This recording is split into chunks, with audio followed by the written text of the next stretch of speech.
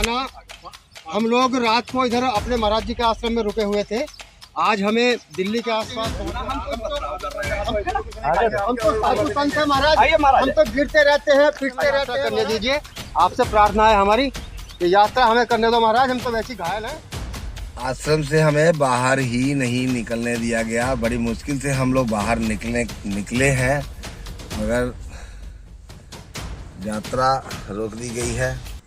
अब देखते हैं। यूसीसी के विरोध में हरिद्वार से दिल्ली जा रही संतों की पदयात्रा जैसे ही गाजियाबाद के मधुबन बापू धाम फाटक पर पहुंची, पुलिस ने भारी बल के साथ उनका रास्ता रोक दिया।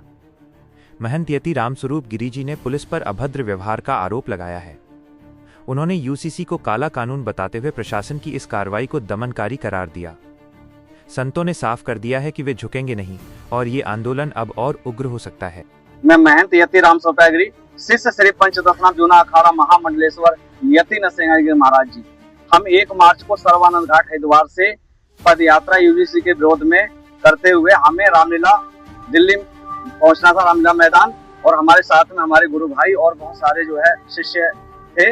लेकिन हम जैसे ही बापू धाम पहुंचे मोटा के सामने, तो पुलिस प्रशासन ने भारी जो है पुलिस प्रशासन जो है लगा करके और हमें जो है यात्रा को बड़ी बर्बरता करते हुए, बड़ा दुर्व्यवहार करते हुए, जिसमें एक विपिन और एक अखिलेश है, ये जो है इन लोगों ने हमारे साथ बहुत अभद्रता की हमारे गुरु भाइयों के साथ में, और जबरदस्ती हमको यहाँ रोक दिया है और जबरदस्ती हमें बैठा दिया है। अब हमको यहाँ से जाने नहीं दे रहे हैं। मैं अपने सभी सनातनी हिंदुओं को मैं ये कहना चाहूंगा कि आप जहाँ कहीं भी हैं, वहीं पर अगर आपको पुलिस रोकती है तो आप वहीं पे यूजीसी काला कानून के लिए विरोध करें, क्योंकि यूजीसी काला कानून ये हम सब सनातनी हिंदुओं के लिए डेथ वारंट है, और ये जिसने भी जारी किया है उस नर पिशाच ने हम सबके ये कत्ल का फरमान जारी कर दिया है।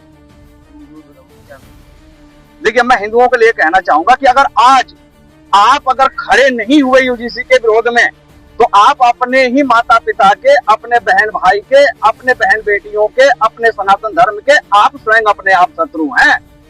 अब आप खुद विचार करो कि क्या करना है।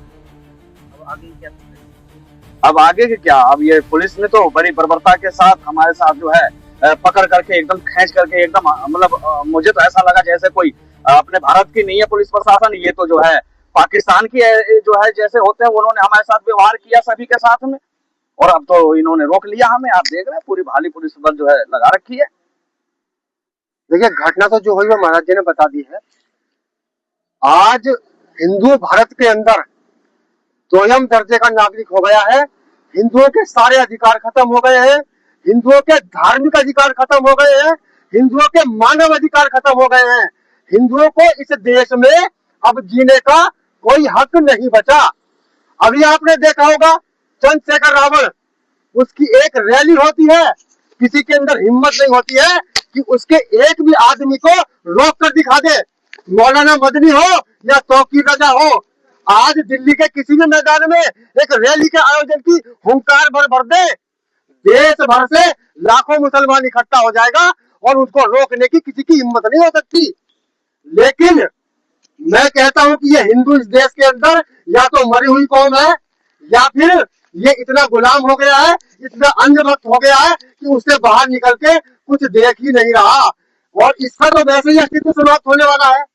अब इसका इस देश में बचा क्या है? हिंदुओं का इस देश के अंदर कुछ नहीं बचा।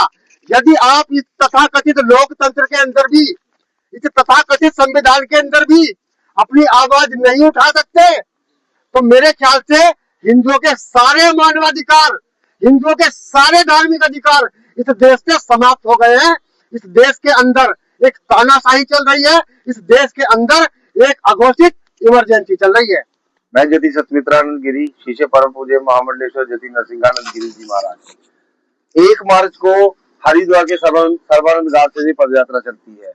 आराम से यात्रा आ रही है, मगर इस यात्रा को आज गाजियाबाद प्रशासन द्वारा जहां रोक दिया गया, इसमें हो सकता है वो तो पुलिस वाले हैं, वो तो अपनी ड्यूटी कर रहे हैं, मगर सोचने वाली बात यह है कि टुकलिया फरमान कहां से जारी हुआ है, कौन ऐसी शक्तियां हैं जो हमें वहां रामलीला मैदान तक जाने से रोक रही हैं। क्योंकि हम जागृत हैं, हम इसके बारे में जानते हैं कि जो यूजीसी एक्ट है ये हमारे हिंदू भाइयों बच्चों के लिए ये डेथ वारंट है, ये हिंदुओं को तोड़ने का काम करेंगे। और हम संत समाज ने ये ठानी है कि हम इस समाज को टूटने नहीं देंगे, ये प्रण है हमारा। अब आप ही इस बात का फैसला करिए कि वो फरमान कहां से जारी हुआ है जो इस यात्रा को रोक लिया गया। आश्रम से जैसे ही बाहर निकले हैं, आश्रम के बीचों बीच गाड़ी लगा दी गई है, बड़ी मुश्किल से हमने वहां से गाड़ी निकाली। जैसे ही वहां से निकले हैं तो बड़ी बर्बरता के साथ यहाँ पे बिठा दिया गया, एक तरह से मतलब नजरबंद कर दिया गया कि हमारी आवाज बाहर निकले और हम इसका विरोध करने रामलीला मैदान ना पहुंच पाए।